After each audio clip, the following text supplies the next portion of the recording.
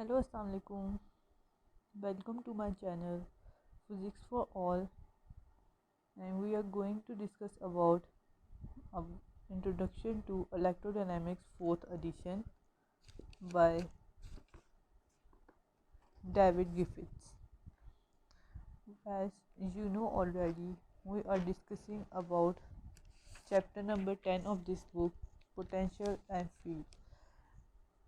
And if you don't watch my previous video and you want to get information about the topic 10.1.1 scalar and vector potential in brief explanation, you have to watch my previous two lectures. And don't forget to like and subscribe my channel. Today we are going to discuss about our second topic, which is 10.1.2 gauge information. In this topic we are going to discuss about previous two equation 10.4 and equation 10.5, which are 10.4 is delta square v plus partial over partial t delta dot a is equals to 1 over rho epsilon naught, and the other one is 10.5, which is delta square a minus mu naught epsilon naught delta square a over partial t square minus delta dot a plus mu naught epsilon naught partial v over partial t equals to minus mu naught j. If you want to know how we get these two equations, then you have to watch my previous video lecture. In this topic, the writer one tells us that as equation 10.4 and 10.5 are quite difficult in other ways and uglier one to explain their potential, but the above equation 10.2 and 10.3, which ones are b equals to delta cross a and e is equals to minus delta v minus partial a over partial t, are not explained properly about potential. For this purpose, we can easily add v and a in it without disturbing electric and magnetic field. As we already know that we have six Maxwell's equation, which we can easily transfer into four Maxwell equations by using v and a. In these equations, there are one component for v and three components for a. Let's start our work for this gauge freedom. Suppose we have two vector potentials. Suppose we have two vector potentials which are a and v, and we can also write them as a prime and v prime. As we know very well that both of these have same electric and magnetic fields. For this purpose, we suppose that a equals to delta a equals to a prime, so I use delta, it's not delta, it's prime, a prime plus alpha, and for our potential v, we used to write v plus v prime plus beta. So as we know, a is equals to a prime and v is equals to v prime plus beta, then we can also write it according to our book as delta alpha is equals to 0. But how we can write this?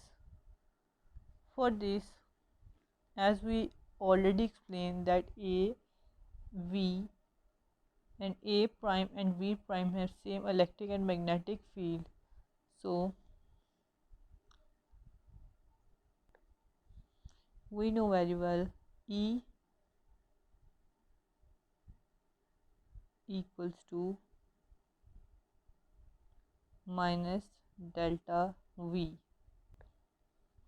and from our previous topic we know very well B is equals to delta cross A, as we have already value for A, which is alpha plus A prime plus alpha, so we can write B as B equals to beta cross A prime plus alpha. Then for the case of B is equals to delta cross A prime, we can write it as delta cross and A prime become A minus alpha. By comparing both of these equation 1 and 2, we get delta cross A prime plus alpha equals to delta cross A minus alpha. By putting this equation from right side to left side, we get delta cross alpha prime plus A prime plus alpha minus delta cross A minus alpha equals to 0. By putting this delta and cross as common, we get A prime plus alpha minus A plus alpha equals to 0. As we already discussed that A prime and A are same, both effects are same, so we can cancel each other and we get delta cross 2 alpha equals to 0. By putting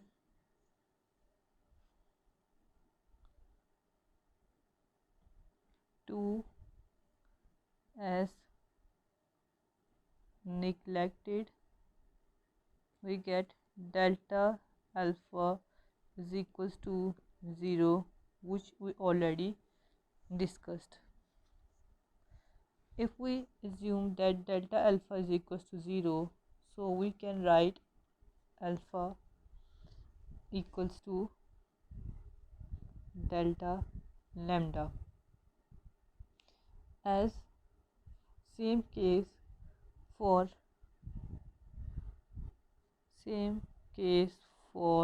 electric field, we get our previous equation from topic 10.1.1, which is E equals to minus delta V minus partial A over partial T.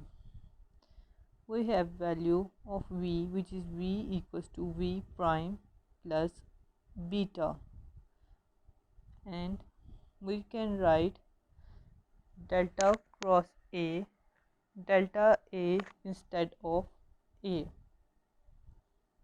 We can write our equation as E is equals to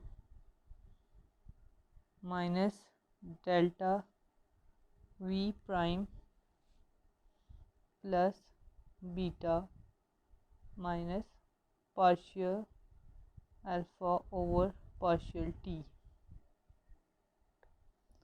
As we know, this value is gradient of scalar. Then we have another gradient of scalar potential of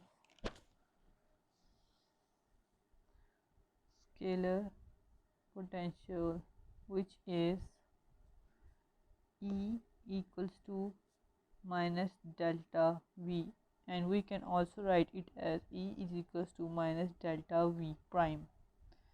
And we already discussed that V equals to V prime plus beta, and if V prime is equals to V minus beta. By comparing both of these equations, we get minus delta v prime plus beta equals to minus delta v minus beta. By cancelling these minus, we get delta v prime plus beta minus delta v minus beta equals to 0. By putting these two delta as common, we get v prime plus beta minus v plus beta. As we know, both v and v prime have same magnetic electric properties, so we can cancel them with each other, and we have delta 2 beta. In this case, we are again going to neglect this 2, and we get delta beta equals to 0. From using this gradient of scalar equation, our equation becomes, instead of v, we are going to write beta, and instead of a, we are going to write alpha t.